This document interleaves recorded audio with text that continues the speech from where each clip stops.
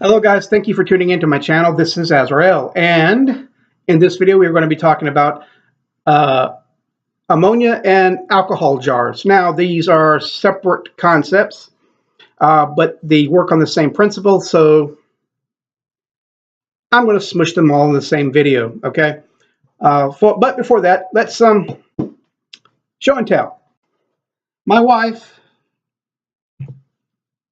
bought me this shirt. She had this made for me, Azrael, Angel of Melancholy, and Angel of Death.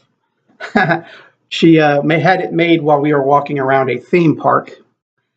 But thank you, hon. I know this is a little bit late in the video, but I wanted to give that a cool little shout out there, just because she surprised me, right? Anyway, let's get to this. Now, ammonia. What is ammonia? Well, ammonia is actually, in its natural state, a gas. But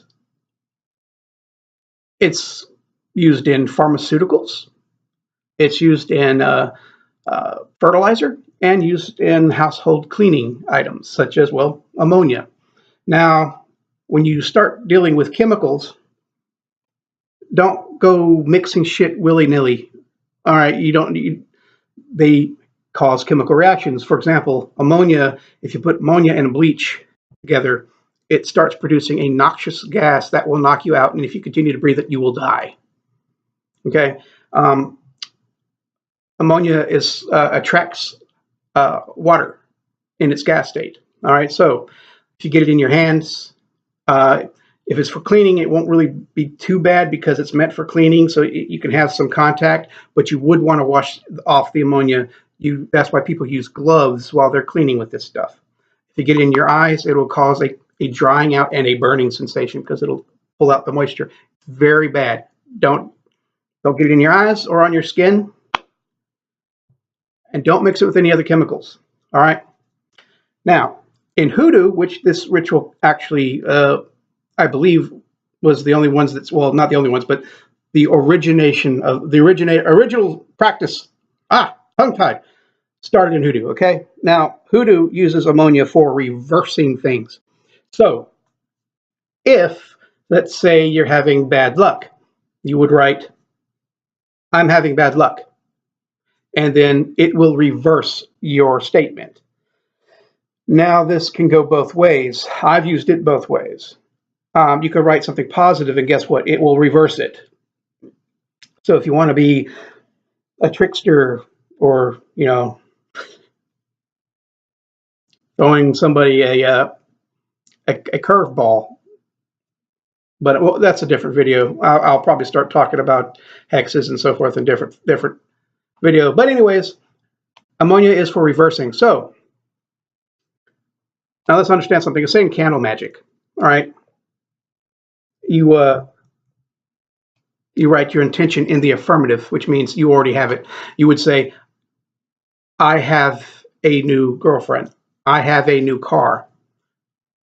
Not "I will get a girlfriend" or "I will get a new car," because the universe does exactly what it's told to do. So if you're saying "I will get something like a new car," then yeah, you're going to get a new car in the future.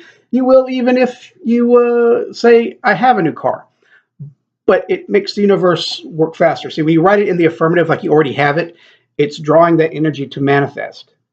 If you say "I will get it," "I will get a new job," "I will get a new job," that means eventually you'll get a new job. And yes, you will, but it's not going to manifest as quickly as it should, because you're telling the universe, "I will get something eventually." You're saying you want it right now, so you're trying to materialize it in the quicker form, so you write it in the affirmative. In an ammonia jar, you just write the statement that you want reversed. So if you say, "I have bad luck," well, the ammonia jar will work on that and reversing it. So you just state what it says in the present that you want reversed, not in the affirmative. I mean, I guess it could be affirmative if you're trying to say, like, if you don't want things to stay good, you could reverse that, which is kind of silly unless you're using that as a, hexing kind of thing, which you can, but that's a different video. I'll probably do videos on hexing later, on various things. But anyways, these rituals are very, very simple. So simple that these are perfect for people who are in the closet and they don't want their roommate or their mom and dad, if they're still living at home. Okay, it's perfect for that. However, again, be careful because these are chemicals. And what's beautiful about this is that the only ingredient you need is ammonia and a parchment paper. Okay. Now let's talk about the paper. Now, there's dogma about paper, the kind of paper you use. A lot of people say, oh, you got to use brown paper. Well, no, you don't. Then there's people who say, you got to have paper that's not been cut by a machine. Literally, it's been torn on all sides. I like doing that. But no, you don't. All you need is a piece of paper. Okay, first of all, back in the olden days, writing paper was not as cheap as it is today, per se. But when you went to the grocery store, I'm talking about like, classic 1920, 1930s. The butcher wrapped up your meat in brown paper. You went to the grocery store, you had paper bags. All right. When you got something from the mail or you mailed something off, it was often wrapped in generic brown paper. That's one reason why it was so easy and mostly common, because this was throwaway paper. This was paper that was easy and scrapped lying around. So you didn't have to ruin a good writing piece of paper. But in any case, you just need a piece of paper. Now, one of the things that I like about doing these things is that they're so easy. I like to kind of add more intention into it. More intention you add into any ritual, regardless of its complexity or its simplicity, the more focus and the more intention you put into it, that's what makes it work, right? So there's different ways you can do parchment papers. And one of my favorite ways to do it is what I'm about to show you. You have a piece of paper. Multiple pieces of paper. Anyway, so you have a piece of paper. Now, in many magic traditions, including hoodoo, symbolic gestures mean a lot. So, like if you're in the grocery store and you're paying with cash and you fold the money towards you, that's a gesture telling the universe you want that money to return to you. Okay, so people who fold the money away from them, they're kind of telling the universe, giving it away. So, like this, we're going to tear the paper. Now, if you want something to come to you, you tear the paper towards you. If you want something to go away from you, you tear away. Same thing if you're folding. If you're wanting money to come to you, you fold toward you. If you're wanting bad luck to go away from you, you fold away from you. But we're tearing. So we're going to tear away.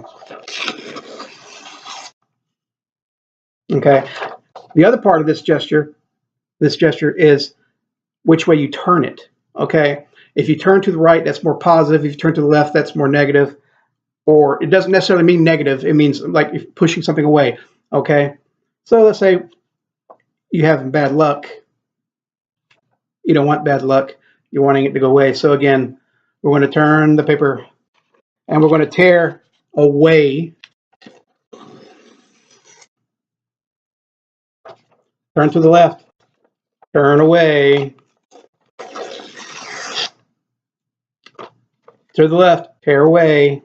Because we're getting rid of bad luck. Let's say bad luck. All right.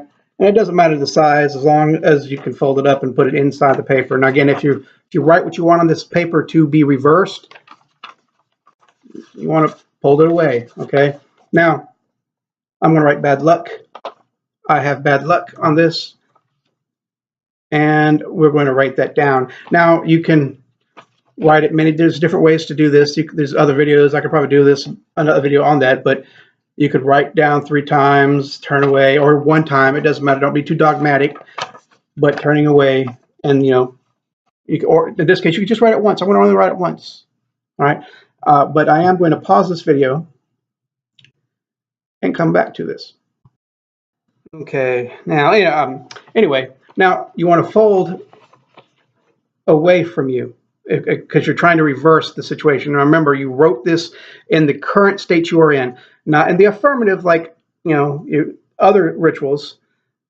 You say, I have bad luck, and you fold the paper away from you. Away from you. Okay, away from you. Now, you take your jar with ammonia in it, don't have to be a lot. You put the paper into the jar, put the lid on nice and tight where it won't leak, turn it upside down, and put it in a dark place like a closet or under the sink, so forth, and let the magic happen. That's it. Now, there are going to be people who are going to be dogmatic about this too, about saying, oh, I like putting it under bottom of the lid, like this, inside the jar. Don't matter. As long as the ammonia is touching the parchment. And you could burn a candle too, and I will get into that in a second. Okay, now, alcohol. Alcohol. Now, you can usually, traditionally, a lot of people use rum or vodka, you know, uh, I guess you could say food grade, consumable grade alcohol. I find that to be a waste, but that's what people do. I use regular alcohol that you could buy from the drugstore for 90 something cents or a dollar. This is the same, believe it or not, yes, it is. This alcohol comes from the same type of manufacturing process as drinkable alcohol. It does. The reason why this is not drinkable and is poisonous is because they don't want people drinking this shit. They don't want people because you can get this for a dollar, and yet you go to a liquor store. Liquor is taxed, okay, and they also don't want loopholes where kids can go in and just buy alcohol that they could consume when it's supposed to be labeled for medical reasons. All right, you could pour on your skin, open cut to disinfect something. They don't want people drinking it because this would be too easy to be accessed. All right, I don't even think I could be like, I think you could be like 13, 14 years old and buy this without even being carded, because the poison they put in here makes you sick, and even it binds to the alcohol, and like if you distill it, it still sticks to the alcohol, so it's ruined. It's ruined. Period. But it is alcohol. Alcohol preserves things, and in hoodoo, that's exactly what it does. In an alcohol jar, you are preserving things. Now, first, let me just elaborate here. Nothing lasts forever. Everything will run its course. Marriages, life, your job, things come to an end. Eventually, you'll retire or you'll get fired. All right, there's nothing we can do about that. But this helps slow shit down. The perfect example would be, let's say you are a newly married couple and you're wanting that honeymoon to last a little bit longer, that little honeymoon period before the realities of life and bills kick in, and you're like, ah, shit, it's not all fun and games anymore. If you're wanting to, well, that's a perfect example. If you're wanting to keep something, you like your job and you're worried that, say you're seasonal, say you're hired just for the Christmas season, but you have the option to go further after Christmas and maybe even become a permanent employee. Write exactly what you want down. In this case, you write exactly what you want in the present. In other words, let's do the job thing. I am going to keep this job far longer than they anticipated, until they far longer than they originally hired me for.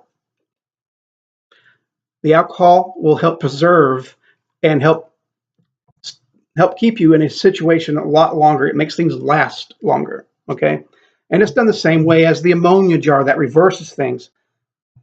So I'm not going to give a demonstration, except the key difference is that you can still do the parchment paper thing, right?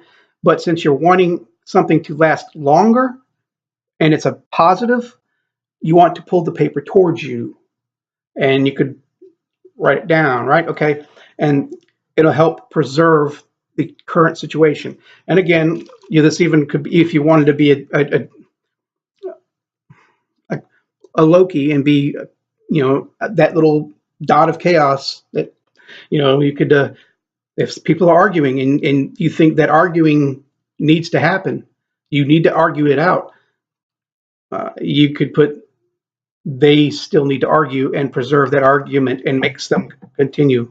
I'm not trying to, oh, I'm not, first of all, I'm not a love and light dude anyway. I do love and light, but, sometimes people just need to get a quick kick in the ass. So I'm not all love and light, but just let you know, this preserves things, anything. It helps preserve honeymoon, job, anything. Okay. Now, one more thing. One of the things I like to do with ammonia jars, because they reverse, I like to do a reverse candle. All right. Now, this isn't necessarily the same, like reversing like magic spells or reversing, something that's been sent on you.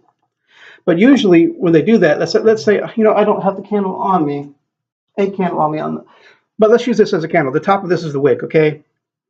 They will remove the top, turn the candle over, trim the bottom to the wick, and then light it. They reverse the candle as a symbolic gesture to reverse things. Now remember, the ammonia jar reverses things, right?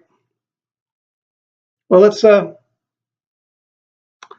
a demonstration. Now, I like using votive candles.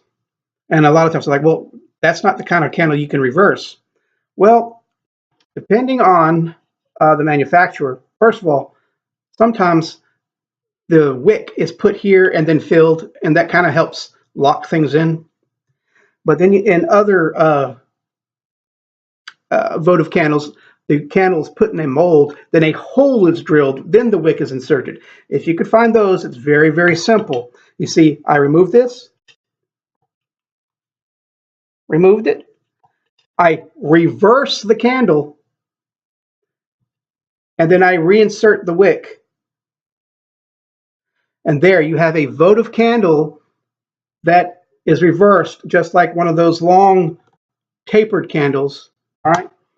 And you can write what you want reversed. Let's say bad luck. You write, I have bad luck, or bad luck around that. And it's reversed. And now you have a nice little reversed candle that you can add a little bit more energy to when you on your ammonia jar reverse spell, and then find it and put it in a place dark. All right, but that's a quick little trick on how you could just use votive candles to do a quick reversal instead of a big old tapered candle. Because I just love the little metal. It's safer to burn and whatnot. Anyways, thank you for watching. Take care.